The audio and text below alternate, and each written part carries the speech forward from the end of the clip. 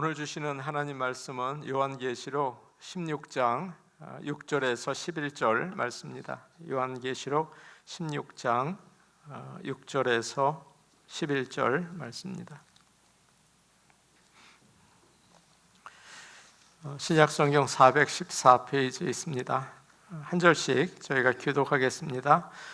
그들이 성도들과 선지자들의 피를 흘렸으므로 그들에게 피를 마시게 하신 것이 합당하니이다 하더라. 또 내가 들으니 제단이 말하기를 그러하다. 주 하나님 곧 전능하신 이시여 심판하시는 것이 참되시고 의로우시도다 하더라. 넷째 천사가 그 대접을 해에 쏟음에 해가 권세를 받아 불로 사람들을 태우니 사람들이 크게 태움에 태워진지라. 이 재앙들을 행하는 권세를 가지신 하나님의 이름을 비방하며 또 회개하지 아니하고 주께 영광을 돌리지 아니하더라. 또 다섯째 천사가 그 대접을 짐승의 왕좌에 쏟으니 그 나라가 곧 어두워지며 사람들이 아파서 자기 혀를 깨물고 아픈 것과 종기로 말미암아 하늘의 하나님을 비방하고 그들의 행위를 회개하지 아니하더라. 아멘. 하나님의 은혜가 함께 하시기를 원합니다. 서로 인사하시겠습니다.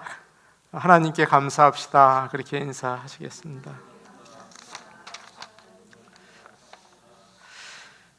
교회 소식 전해드리겠습니다. 추수감사 및 또 창립주일 11월 24일 마지막 주일 저희가 있겠습니다. 특별 찬양을 준비하고 있는데 찬양이 너무 힘이 나고 은혜로워요. 그래서 많은 분들 조인해서 같이 찬양하면 좋겠습니다. 크리스마스 선물 전달하는 사랑의 슈박스 보내기를 이번 주일까지 못 내신 분들은 가지고 오시면 전달하도록 하겠습니다. 기쁨의 집 위에서 신생아부터 6세 어린아이까지 그 아이들 용품 옷이라든가 신발 준비해서 가져오시면 또 선교사님 오셔서 픽업해 주실 겁니다. 이제 나머지는 주보를 보시고 우리 함께 기도하시겠습니다.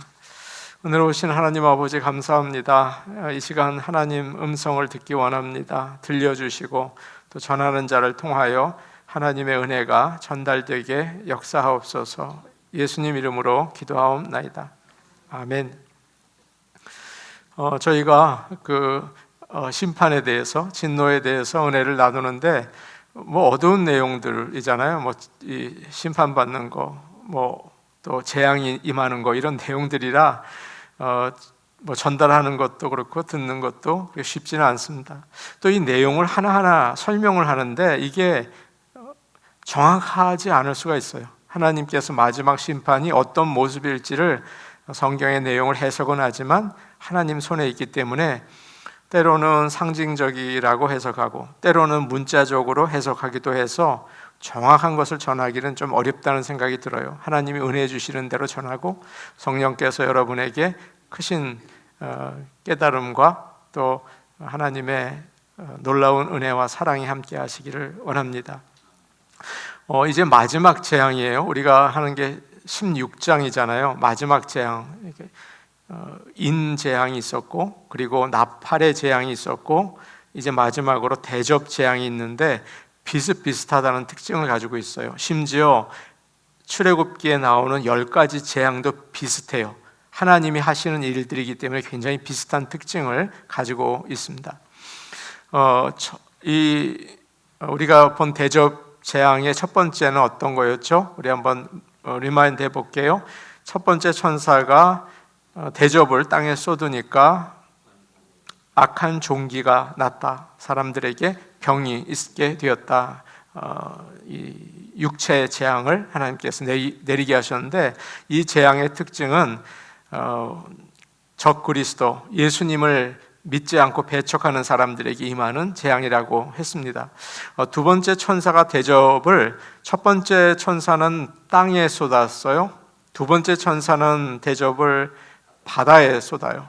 그래서 이 바다가 죽은 사람의 피처럼 됐다. 여러분 죽은 사람의 피를 많이 볼 기회는 없었겠지만 검게 또는 이렇게 응고된 모습으로 되었다. 세 번째 천사가 쏟으니까 이번에는 바다도 아니고 강과 샘에 쏟았어요. 그래서 사람이 먹을 식수가 없게 된 것이다. 그렇게 말씀을 드렸죠. 자, 이제 네 번째 천사부터 살펴보려고 합니다. 오늘 본문이 6절이었는데 시작이 8절부터 은혜를 나누려고 해요. 그래서 네 번째 천사가 이제 대접을 쏟아요. 근데 이번에는 어디에 쏟냐 하면 보니까 해에 쏟았어요. 해에 쏟았어요. 그래서 아니 해는 너무 먼데 어떻게 천사가 해에 쏟을 수 있을까? 해는 너무 뜨거운데 어떻게 해에 대접을 쏟을 수가 있지? 라고 생각하는데 하나님께서 권세를 주셔서 천사가 해에 대접을 쏟아요. 하나님의 진노, 심판을 해에다가 쏟는 것이죠. 예, 그래서 그 태양이 이제 그 어두워지는 그런 강해지는 그런 특징을 가지고 있습니다. 네 번째 그 나팔의 재앙 때도 비슷했는데 해와 달과 별이 이제 충격을 받아서 그 3분의 1씩 사람이 죽고 또 어두워졌다 이런 표현이 있었습니다. 그런데 이번에는 좀 다른 게요. 이제 대접의 재앙에서는 해가 4절 말씀을 보니 8절 말씀을 보니까 해가 이런 표현이 있어요. 권세를 받아서라는 말입니다. 권세를 받아서 해가 힘이 났어요. 해가 힘이 났어요. 그래서 해가 힘이 나다니 하나님께서 해에게 힘을 주셨어요. 여러분 해가 어떻게 힘이 날 수가 있을까요? 요즘에 그러니까 해가 최대한으로 힘을 낼 수가 있어요. 태양이 어떤 뜻일지 잘 모르는데 뭐 요즘 말로 이렇게 해석을 하면 오존층이 좀 얇아지면서 요즘에 해가 대단히 힘이 세요. 그렇죠? 그래서 해가 세서 마치 불로 사람을 태우는 것처럼 그렇게 힘이 세요. 해가 힘이 세서 하나님께서 천사를 통해서 대접을 해에 쏟으니까 해가 힘이 생겨서 권세를 받아서 사람을 태우게 되었다. 이것이 네 번째 대접의 재앙의 모습입니다. 해는 빛을 주고 또 따뜻하게 온도를 높여주고 그리고 생물이 자랄 수 있게 그렇게 해는 생명을 주는 역할을 하잖아요. 근데 하나님께서 마지막 심판 때는 해를 사용하셔서 사람들을 죽게 하는 심판의 도구로 사용하세요. 우리 하나님은 어떤 거든 때로는 복의 도구로 심판의 도구로 사용하신다는 거죠. 그래서 피할 곳이 없어요. 여기 옆에 가면 라스베가스 가는 길인가요? 잘 길은 모르는데 데스밸리라고 있어요. 데스밸리라고 여러분 가보셨는지 모르겠어요. 저도 장인 장모님을 모시고 갔던 기억이 있어요. 근데 그곳은 이 땅에서 이 지구에서 가장 뜨거운 곳이래요. 여러분 아셨습니까? 가장 뜨거운 곳이래. 그래서 화씨로 134도가 가장 뜨거웠을 때래요. 134도. 섭씨로는 56.7도래요. 상상하기도 어렵죠? 뭐 금년이었나? 120 몇 도까지 올라갔다고 해요. 되게 덥죠. 그러니까 해가 힘을 내서 불로 사람을 태우는 마지막 때가 그런 일이 있을 것이다. 그렇게 얘기를 하고 있어요. 요즘에 세계가 덥죠. 여러분 또 이번 여름 더웠죠. 그리고 다른 곳에는 더 더웠대요. 캘리포니아, LA는 워낙 덥지만 다른 곳은 정말 한국은 뭐 9월, 10월 막 계속 더웠다고 그렇게 이야기를 하고 있어요. 그래서 가뭄이 생기고 홍수도 나죠. 피부암도 많아져요. 화이트는 특별히 피부가 약하잖아요. 피부암이 되게 많이 생기고 또 캘리포니아에는 감당할 수 없는 산불 너무 많이 나서 정말 뭐 얼마 전에도 되게 심해서 막 사람들이 막 너무 힘들어하는 모습을 봤어요. 또 많이 해가 권세를 얻어서 남극과 북극에 있는 얼음이 녹기 시작했는데요. 글쎄요, 1년에 200m씩 줄어들고 있대요. 여러분 1년에 200m씩이면 엄청난 일이죠. 얼마가 지나면 지구에 있는 해수면이 높아져 가지고 땅들이 많이 없어질 거라고 해요. 참 대단한 일이에요. 해가 힘이 이렇게 세지고 있어요. 해가 뜨거워지면 동물들이 죽습니다. 얼마 전에 한국에서는 계란값이 너무 비쌌대요. 왜냐하면 왜 계란값이 이렇게 비쌉니까? 날씨가 더워서 이 닭들이 많이 죽어서 계란값이 비싸졌습니다. 그러더래요. 돼지도 죽고 소도 죽고 그런 일들이 많아집니다. 사람도 죽는데 특히 적도 부분 있잖아요. 아프리카 적도나 뭐 여기 적도에도요, 사람들이 40살 정도밖에 못 산대요. 그 적도 지역에 있는 사람들은 굉장히 쉽게 노화가 되고, 그리고 또 이도 빨리 빠지고 진액이 말라서 죽는다고 합니다. 제 이 설명이 지금 해가 권세를 받았다는 말이 정확하게 전달되는지는 모르겠어요. 그런데 그저 물리적인 해석으로 보면 하나님이 그럴 수도 있겠구나, 이런 막연한 추측을 할 수가 있는 거죠. 9절 말씀 우리 같이 볼까요? 9절 말씀입니다. 같이 볼게요. 시작. 사람들이 크게 태움에 태워진지라 이 재앙들을 행하는 권세를 가진 하나님의 이름을 비방하며 또 회개하지 아니하고 주께 영광을 돌리지 아니하더라. 사람들이 이렇게 해가 너무 뜨거워져서 막 불탔다는 표현이 있어요. 태움을 받았어요. 이 정도쯤 되면 여러분, 사람들이 어려운 일을 당하면 어떻게 돼요? 회개를 하는 습성을 가지고 있어요. 특히 믿는 자들은 여러분, 조금만 어려워도 하나님 제가 뭐 잘못한 게 있어요? 머리가 아파도 하나님 제가 나쁜 생각한 적이 있나요? 이른다고요. 사람들이. 믿는 자들은요, 특징이 자꾸 회개하는 습관이 있어요. 넘어졌다, 하나님 제가 뭐 다리 부러질 일을 했나요? 뭐 이런 식으로 계속 회개하는 습성이 우리 믿는 자들에게 있잖아요. 그런데 이 적 그리스도에게 속한 사람들은 이렇게 태움을 당해도 이 재앙을 행하신 능력을 가진 하나님을 비방하고, 이 세상이 왜 이 모양이야? 회개하지 않아요. 그리고 우리가 자연을 좀 살려봐야겠어, 우리가 모두 자연을 사랑합시다, 이런 생각밖에 못하는 거예요. 물론 여러분 맞아요. 자연을 사랑해야 되겠고 우리가 애를 써야겠지만, 문제는 그런 말 했다죠. 클린턴이. 바보야, 문제는 경제야. 트럼프가 됐어요. 바보야, 문제는 경제야. 이 말이 막 확 와닿더라고요. 그런데 우리 믿는 자들에게 이 자연을 보면서, 해가 막 센 걸 보면서, 바보야, 문제는 하나님이야. 근데 뭐 자연 환경을 그런 말을 제가 거부하는 건 아닌데, 바보야, 문제는 하나님으로부터 네가 멀어진 거야. 그게 문제인 거예요. 그런데 여기서 회개하지 않고 하나님께 영광을 돌리지 않고, 문제가 처음부터 잘못됐다는 것, 근본이 잘못됐다는 것을 깨닫지 못한다는 말이죠. 그래서 우리가 짐승의 표를 받은 사람들, 그러니까 짐승의 표를 받았다. 짐승이 뭐라 그랬죠? 적 그리스도의 표를 받은 사람들은 회개할 줄 모르는 특징을 가지고 있어요. 그래서 그 마음이 바로처럼 딱딱해져요. 어려우면 어려울수록 더 딱딱해지고, 뭐 다른 사람에게 상처를 받으면 받을수록 더 딱딱해지고 그렇죠. 우리는 회개하잖아요. 내가 잘못했어. 하나님 내가 잘못했습니까? 계속 그러잖아요. 근데 이 사람들은 더 딱딱해지는 거죠. 그리고 또 자신을 사랑하고, 나를 사랑하세요. 사랑하는데 나를 가장 사랑하고, 또 인류가 이 어려움을 이겨낼 수 있을 거야. 우리가 힘을 모으면 자연을 깨끗하게 할 수 있을 거야. 전부 다 인본주의적인 생각을 너무 많이 하는 거죠. 과학이 이겨낼 수 있어. 의학이 이겨낼 수 있어. 치매도 이겨낼 수 있어. 암도 이겨낼 거야.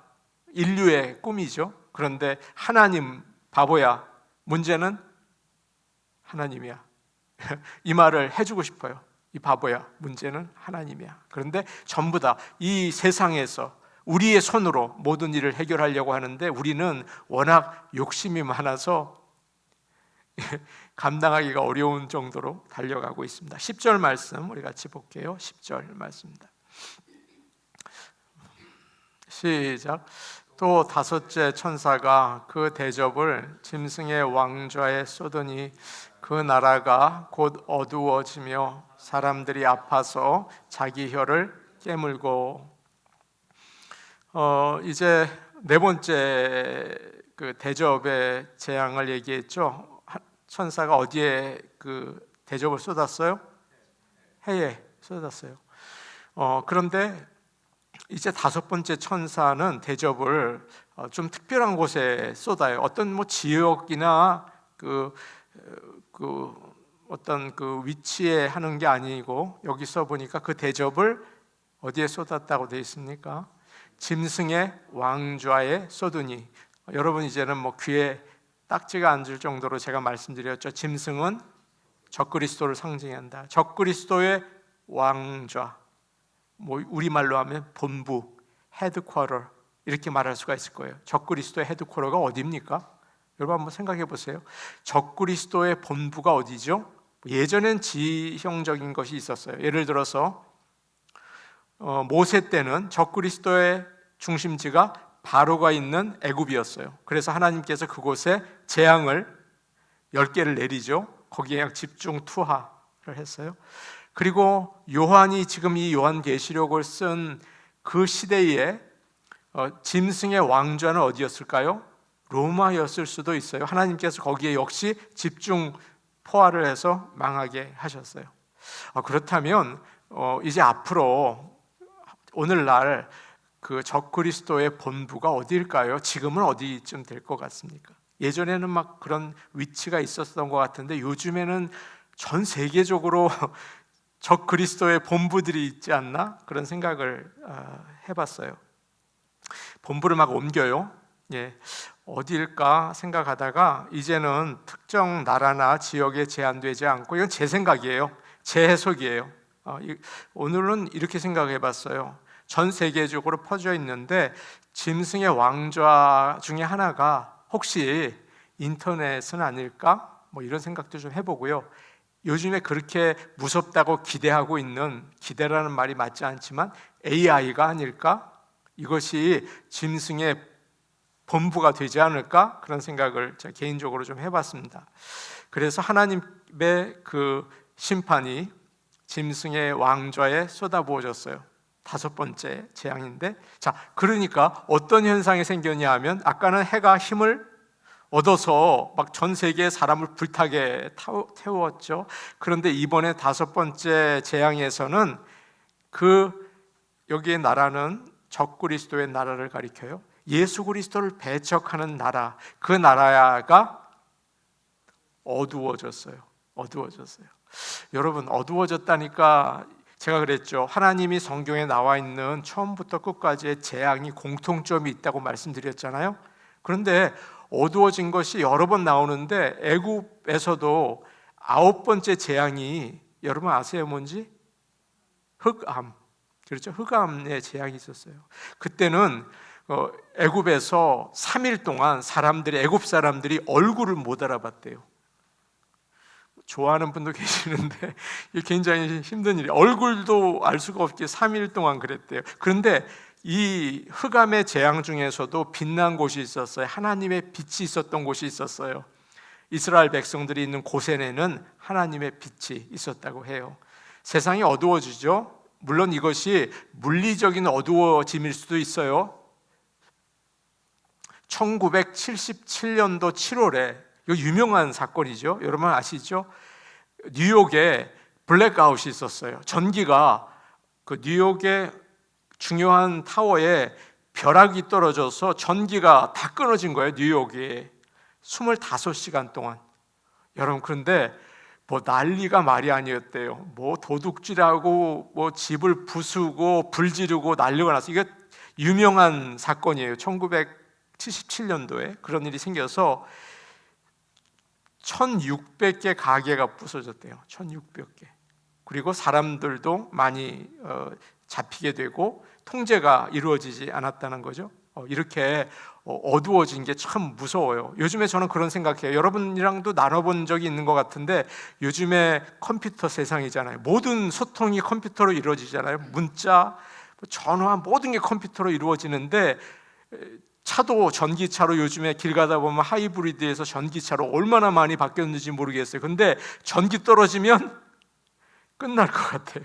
다 쓸 것 같아요. 소통도 안 돼, 통제도 안 돼, 경찰이 움직이지도 못해, 전쟁이 나도 꼼짝을 못해. 그런 세상이 오지 않을까요? 그래서 어두워진다는 말을 생각을 해봤어요. 정말 무서운 일이죠.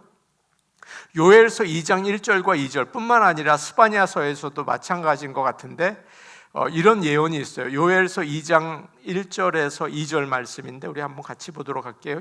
요엘서 2장 1절에서 2절 말씀입니다. 요엘서 2장 1절에서 2절 말씀입니다.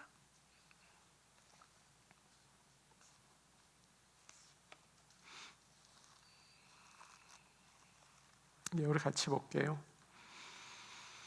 시작. 시온에서 나팔을 불며 나의 거룩한 산에서 경고의 소리를 질러 이 땅 주민들로 다 떨게 할지니 이는 여호와의 날이 이르게 됨이라. 이제 임박하였으니 곧 어둡고 캄캄한 날이요 짙은 구름이 덮인 날이라. 새벽빛이 산 꼭대기에 덮인 것과 같으니 이는 많고 강한 백성이 이르렀음이라. 이와 같은 것이 옛날에도 없었고 이후에도 대대에 없으리라. 제가 여러분에게 이제 5번째 대접의 재앙을 얘기하면서 물리적인 어두움을 얘기 드렸어요. 이게 맞는지 틀린지는 모르겠어요. 그런데 영적인 어두움도 여러분에게 얘기 드릴 수 있을 것 같아요. 여러분, 이 세상이 어두워졌는데 정말 빛이 없이 도덕적인 어두움, 또 영적인 어두움이 내려앉았다고 생각해 보세요. 여러분, 살 수 있을 것 같습니까? 지금도 어두운데 정말 하나님께서 완전히 블랙아웃을 시켰다? 도덕적으로 사람들이 부패하고 시기하고 폭력을 행하고 음란하고 또 거짓말하고 사기치고 가득해요. 여러분 살 수 있을 것 같아요? 이 괴로운 세상 정말 못 살 것 같아요. 저는 물리적인 어두움도 문제지만 영적인 도덕적인 어두움이 확 내려앉았다, 나라가 썩었다, 여러분 정말 못 살 것 같아요. 그러면요 정말 그게 더 큰 문제라고 생각을 합니다. 그래서 앞에서 임한 심판이 있었죠. 첫째 번 심판에서는 악한 종기가 사람들을 괴롭혔고, 두 번째에서는 바다가 오염이 됐고, 세 번째에서는 강과 샘이 말라서 마실 수 없게 되었고, 네 번째에서는 해가 세가지고 타 죽게 되었고, 다섯 번째 어두움이 져서 이 모든 것이 합력해서 견딜 수가 없는 지경이 되었어요. 마지막 심판은 이렇게 합해져 있어요. 그래서 쌓여져 있어요. 너무 어려워요. 그래서 사람들이 아파서, 어두워지고 아파서 뭐라고 돼 있어요? 자기 혀를 깨물고 차라리 죽었으면 좋겠다. 예전에 그런 표현이 있죠. 혀를 깨물고 죽는다. 정말 참을 수 없겠다. 그런 어려움이 생긴 것입니다. 그래서 마지막 하나님께서 주시는 심판, 이것은 누구에게 주냐 하면 적그리스도를 따르는 자들이에요. 여러분 꼭 기억하시고 예수 안에 항상 있으면 주님이 돌보신다는 사실을 꼭 기억하시기를 바랍니다. 11절 말씀 우리 같이 보겠습니다. 11절 말씀이에요. 함께 보십니다. 시작. 아픈 것과 종기로 말미암아 하늘의 하나님을 비방하고 그들의 행위를 회개하지 아니하더라. 하늘 높은 줄 모르고 위세를 떨치는 세상 나라, 예수 그리스도를 반대하는 그런 적그리스도의 나라가 어두워졌어요. 그러니까 흑암과 혼돈에 완전히 사로잡히게 되는 거죠. 그런데 이런 재앙을 당하면서도 제가 좀 전에 얘기한 것처럼 적그리스도를 따르는 사람의 특징은 하나님을 비방하고 자신의 행위를 회개하지 않는 특징을 여기서도 다시 한번 보여주고 있습니다. 세상 모든 사람들에게는 그 유혹이 있어요.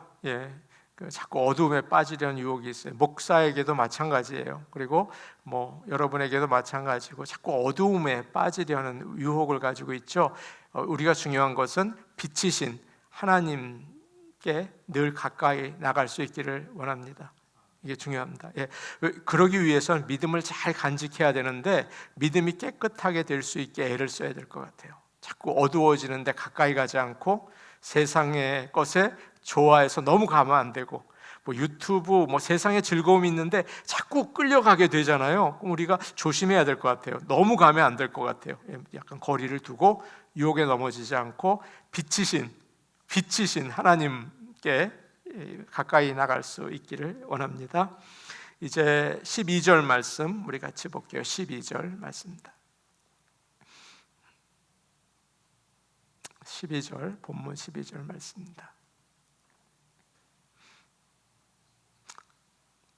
제가 12절을 오늘 본문에서 11절까지라고 하고 제가 12절을 한 거예요. 죄송합니다. 요즘 제가 왜 이러는지 모르겠습니다. 16장 12절 우리 같이 읽어봐야 될 것 같아요. 본문이 아니었거든요. 같이 볼게요. 시작. 또 여섯째 천사가 그 대접을 큰 강 유브라데의 소돔에 강물이 말라서 동방에서 오는 왕들의 길이 예비되었더라. 아멘. 제가 그러고 자꾸 우리 기집사님 이거 실수하셨네 그러는데 제가 이렇게 실수를 늘 하면서도 그럴 때가 많습니다.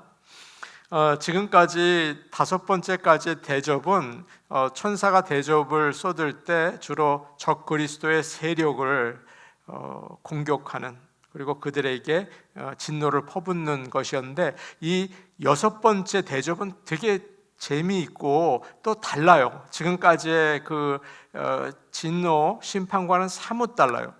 그래서 오늘 말씀을 보니까 그 6째 천사가 대접을 붓는데, 처음에는 땅에, 두 번째는 바다에, 세 번째는 강과 샘에, 네 번째는 해에, 다섯 번째는 짐승의 왕좌에. 근데 6번째는 어디다 부었어요?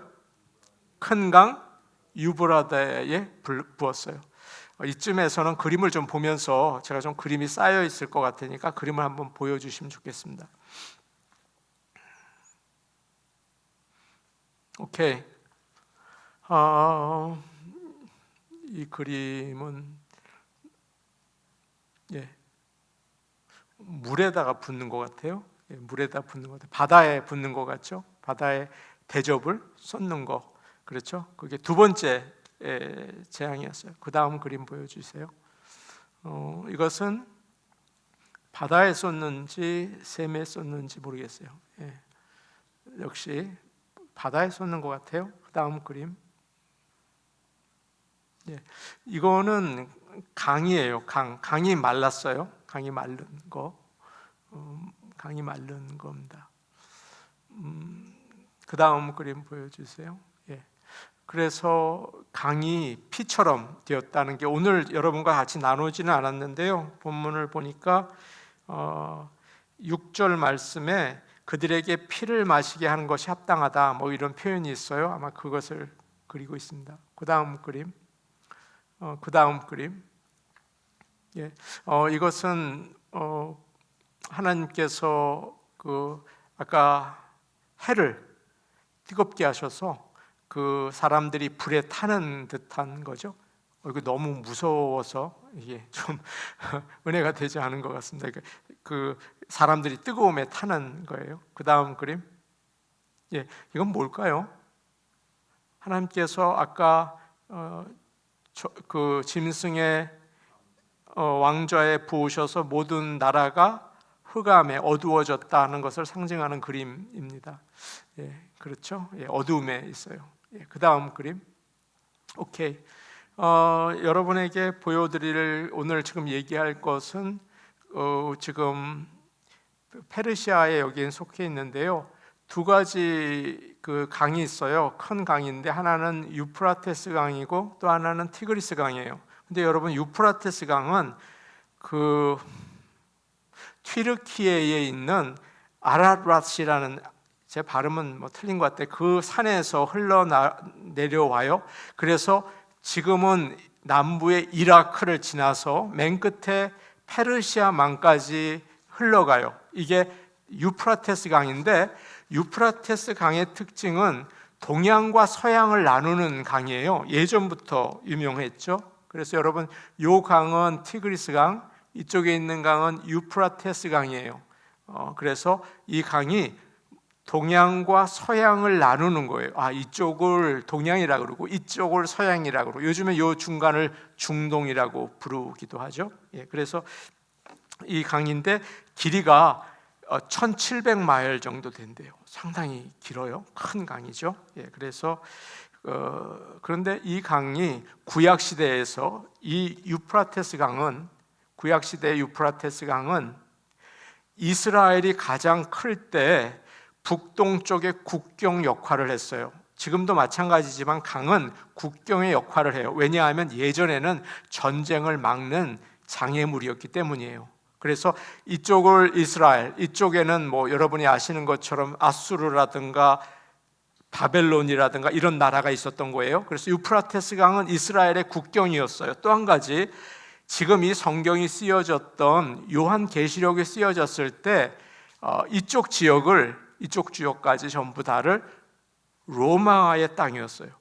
그리고 이 유프라테스 강이 국경 역할을 해서 이 옆에는, 이쪽에는 파르티아라는 유명한 유목민들이 있었는데, 이들은 말을 잘 타고 전쟁에 능한 사람이어서 로마들이 굉장히, 로마가 긴장한 나라가 있었어요. 유프라테스는 아주 중요한 국경의 역할을 계속 했던 그런 곳입니다. 자, 본문으로 돌아가서 이제 여러분이 배경을 알았으니까 이제 우리가 이거 12절을 한번 본문을 싹 볼게요. 12절을 보면 여섯 번째 천사가 대접을 부어요.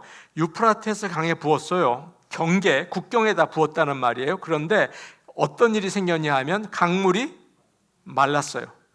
여러분, 강물이 말랐다는 것은 하나님의 개입을 의미해요. 성경에서는. 예를 들어서 애굽에서 이스라엘 백성들이 나오다 홍해를 만났어요. 하나님께서 강을 마르게 하셨어요. 강을 가르셨어요. 그런데 뒤에 애굽 군대가 쫓아 들어왔어요. 그러다 하나님이 덮어버렸어요. 이것은 하나님께서 역사하셨다는 그런 의미를 가지고 있어요. 지금은 여러분, 무기가 현대화돼서 강이 아무 의미가 없어요. 강이 있어도 뭐 비행기로 가서 때리면 되고, 여기서 뭐 얼마든지 전쟁할 수 있는데, 예전에는 전쟁을 하기가 어려웠어요. 강이, 유프라테스 강이 있으면 참 전쟁을 하기 어려웠거든요. 예를 들어서 페르시아에 고레스 왕이 있어요. 메데 페르시아에 고레스 왕이 있는데 바벨론과 전쟁을 했어요.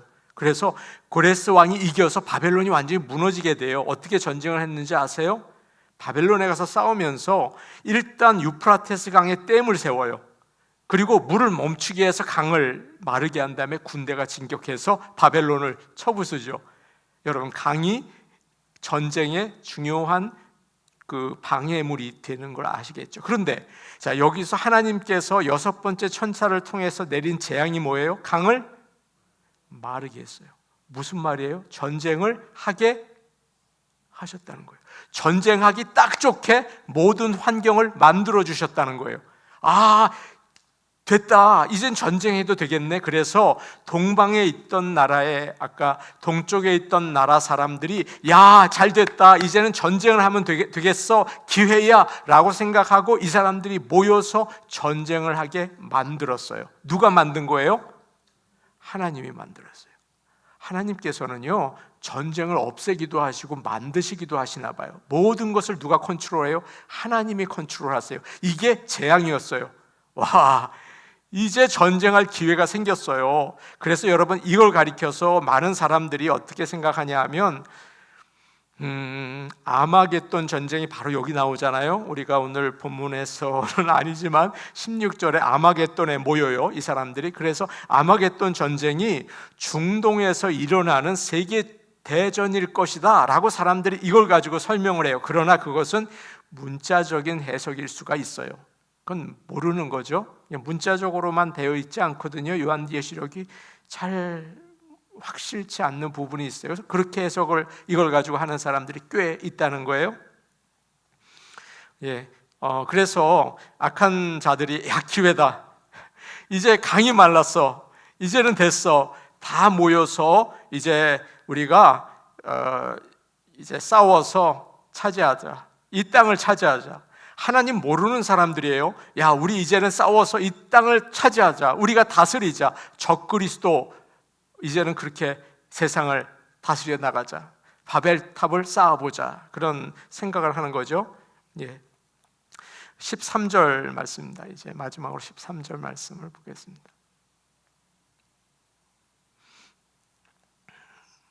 우리 같이 볼게요. 시작.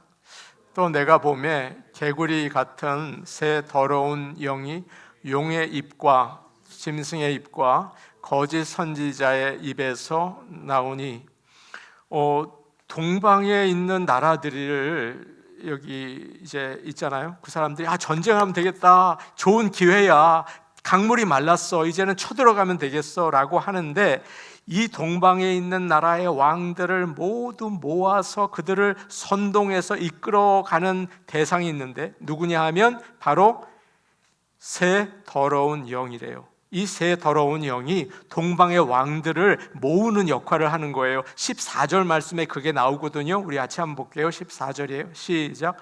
그들은 귀신의 영이라 이적을 행하여 온 천하 왕들에게 가서 하나님 곧 전능하신 이의 큰 날에 있을 전쟁을 위하여 그들을 모으더라. 한 번 더 볼게요. 16절에도 비슷한 말이 나와 있어요.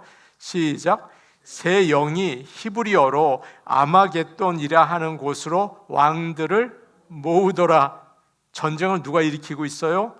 새 더러운 영이에요. 그런데 전쟁을 일으키도록 만드신 분은 누구세요? 하나님이세요. 마지막 전쟁을 하나님께서 하도록 허락하시고 새 더러운 영이 그것을 이제 일으키는 역할을 하는 거죠. 나라들의 왕을 이렇게 규합하는 역할을 해요. 이제 앞으로 13절 말씀을 볼게요. 여러분, 성령을 어떤 짐승에 비유할까요? 성령? 비둘기. 왜 그래요? 평화롭고 또 평화의 상징, 온유하고 비둘기같이 온유한 찬송도 있잖아요. 그런데 이 더러운 영은 14절을 보니까 귀신의 영이라고 되어 있어요. 더러운 새 영이 귀신의 영이래요. 근데 귀신의 영이라고 했는데 다시 돌아와서 13절에 그런데 어떤 짐승에 비교해요? 용 아니에요. 이거 잘 봐요. 개구리 같은. 이 더러운 영이 개구리 같대요. 비둘기 같지 않대요. 개구리가 왜 개구리일까요? 참 궁금해요. 그런데 이 개구리 같은 새 영이 어디에서 나오냐 하면 처음에는 용의 입에서 나오고, 두 번째는 짐승의 입에서 나오고, 세 번째는 거짓 선지자 입에서 나와요. 자, 여러분, 정말 여러분 시험 보기 딱 좋고, 저는 이런 거 보면 꼭 문제를 내고 싶은 충동이 자꾸 일어나요. 참 그 사람이 왜 이런지 모르겠어요.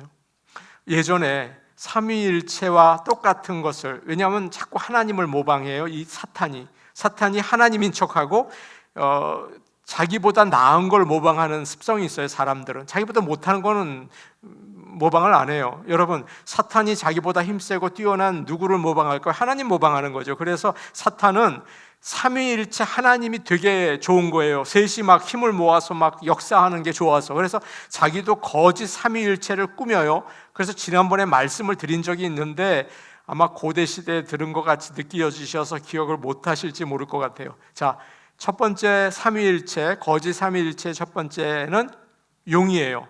붉은 용이라고도 하고 옛 뱀이라고 해요. 뭐입니까? 사탄이에요. 자, 두 번째 짐승이 나왔어요. 이건 뭐 좀 전에도 계속 노래를 했으니까 아시겠죠? 적그리스도예요. 그리고 이 적그리스도를 프로모트를 하는 친구들이 있어요. 거짓 선지자예요. 교회에서도 거짓 이 적그리스도를 자꾸 이상하게 교인들에게 믿음을 흔들어 놓고, 교인들이 서로 사랑하지 못하게 하고, 자꾸 목회자 비난하게 만들고, 그래서 교회가 흔들리게 만드는 어떤 거짓 선지자의 역할들, 예전에도 초대교회에도 있어 왔잖아요. 그렇게 삼위일체예요. 얘네들도 만만치 않아요. 근데 얘네들의 입에서 나오는 것이 있는데 더러운 영이에요. 이것이 동방에 있는 나라들을 갖다가 자꾸 꼬드겨서 전쟁을 하게 만드는 거예요. 싸우게 만드는 거예요. 물론 여러분 이것을 물리적으로 이해할 수 있겠지만 영적으로 이해하는 게 저는 더 좋을 거라고 생각을 해요. 물리적으로 이해하면 이상한 잘못된 곡해를 하기가 쉽기 때문이에요. 자, 그러면 그 개구리의 특징을 몇 가지 얘기해보고 말씀을 마칠게요. 왜 개구리 같은 새 더러운 영이라고 했을까? 13절 말씀 우리 한번 같이 입으로 한번 같이 읽어볼게요. 시작. 또 내가 보매 개구리 같은 새 더러운 영이 용의 입과 짐승의 입과 거짓 선지자의 입에서 나오니. 자, 개구리 같다는 말에 무슨 의미가 있는 것 같죠? 예, 그래서 새 더러운 영이 개구리 같다. 개구리는 첫 번째 냉혈 동물이에요. 피가 차요, 개구리가. 여러분 예전에 생물 시간에 배우셨을 것 같은데 개구리가 냉혈 동물이에요. 그래서 사람을 속이고 사람을 상처를 주고 죽여도 눈도 깜짝하지 않아요. 귀신의 영이 그래요. 너무 사랑해. 이렇게 할 줄은 몰라. 이렇게 할지는 모르지만 이 귀신의 영은 가책을 받지 않게 만들어요. 사람을 죽이고도. 여러분 신문에 난 사람들 지존파 그러죠. 그 사람들 정말 그 밑에 기사에 진짜 사람인가? 그런 거 눈도 깜짝 안 해요. 그렇다고요. 여러분 오늘날 세상에서 사람들이 하는 얘기가 있어요. 모든 사람을 사랑하자. 모든 사람을 정말 불쌍히 여기고 사랑하자. 조심하십시오. 제가 그거 거부하는 건 아니지만 새 더러운 영이 역사하는 경우가 있어요. 그러면 위험합니다. 그래서 어두운 밤에 길을 갈 때도 우리는 조심해야 돼요. 그리고 사람이 나에게 막 무엇을 주면서 가까이 오잖아요. 와, 이렇게 마음이 따뜻한 사람이 있어. 모든 사람을 사랑해야지. 천만에요. 여러분 위험할 수가 있잖아요. 여러분 다 겪어보셨잖아요. 모든 사람을 사랑하라고요? 좀 생각해 봐야 될 문제 아닐까요? 새 더러운 영이 역사하면 개구리 같은 일을 하게 되는 거예요. 두 번째, 개구리는 더러워요. 더러운 물에 있기도 하고요. 더러운데 짐승처럼 본능에 따라 움직이게 하라고 하죠. 그래서 본능에 따라서 움직이라고 한다. 또 세 번째, 개구리는 사람들 미끌미끌해요. 그래서 얼마나 매끄럽게 사람들에게 다가가고 또 거짓말을 하는지 몰라요. 이 귀신의 영이 그래요. 굉장히 매끄러워요. 뱀이라는 말이 굉장히 의미가 있어요. 여러분 뱀이 사화를 유혹하는데 굉장히 슬리크해요. 굉장히 소프트한다고요. 굉장히 부드러워요. 거짓말을 하는 사람은, 이 귀신의 영이 들어간 사람은 말을 잘해요.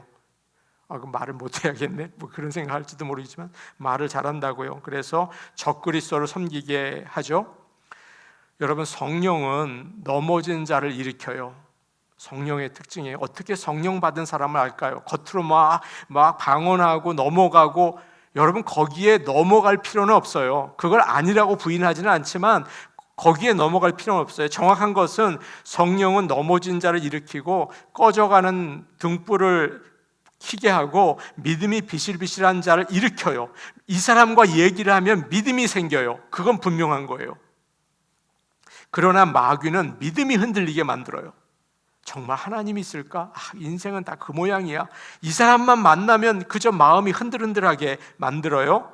사람들을 소곤소곤해서 믿음 생활을 열심히 하는 사람에게 헷갈리게 만들어요. 전화를 하고 그러면 기쁜 사람이 있어요. 정말 하고 나면 마음이 든든한 사람이 있어요. 그 사람과 전화하셔야 돼요.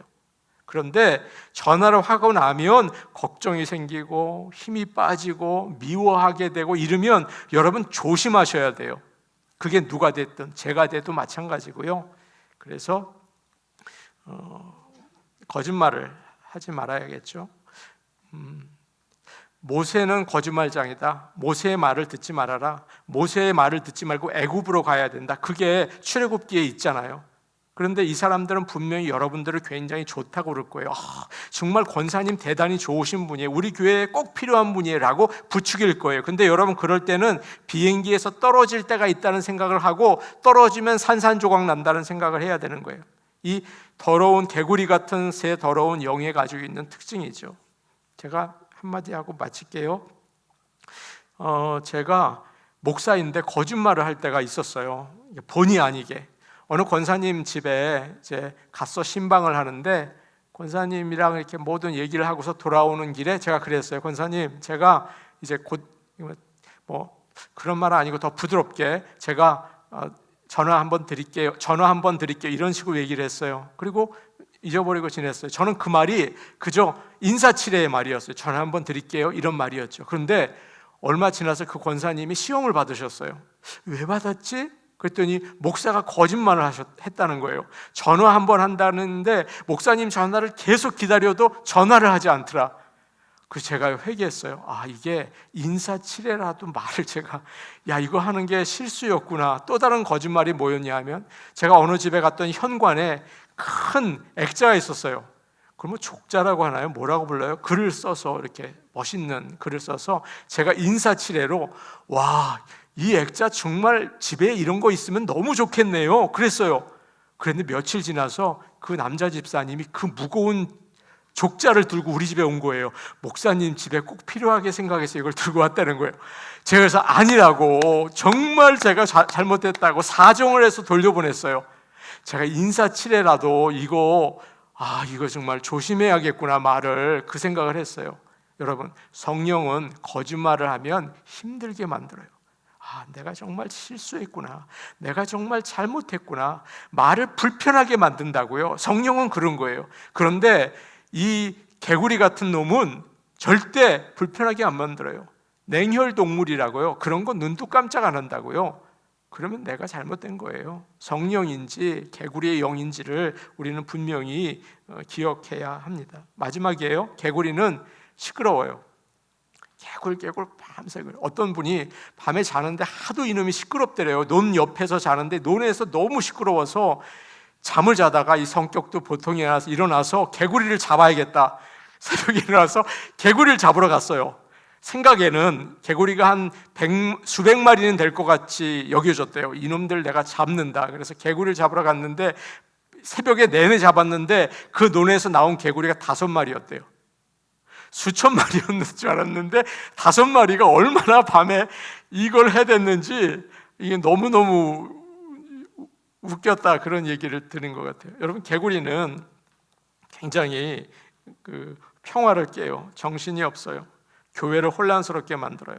하나님의 말씀을 의심하게 만들고 믿음 흔들리게 만들고 목사를 존중하지 못하게 만들어요. 제가 존경받겠다는 게 아니에요. 말씀이 전해져야 될 거 아니에요. 그리고 성도들을 사랑하지 못하게 만들어요. 여기서 이 소리하고 저 소리하고 혼란스러워. 평화가 없어. 개굴개굴이야. 너무너무 힘들어. 그래서 성령 충만해야 되고 기도해야 되고 예수님의 이름으로 분별하고 분명히 거리를 둬야 돼요. 그게 너무 중요하죠. 그럴 때 교회를 세우고 복음을 전할 수 있고 마지막 때에 개구리의 영이 아니라 성령으로 우리는 빛 가운데에서 우리가 하나님의 백성으로 이 어려운 세상의 심판의 때에도 우리는 승리하고 하나님의 백성으로 구원의 길을 갈 수 있을 줄로 믿습니다. 아멘. 우리 같이 기도하는 시간 갖도록 하겠습니다.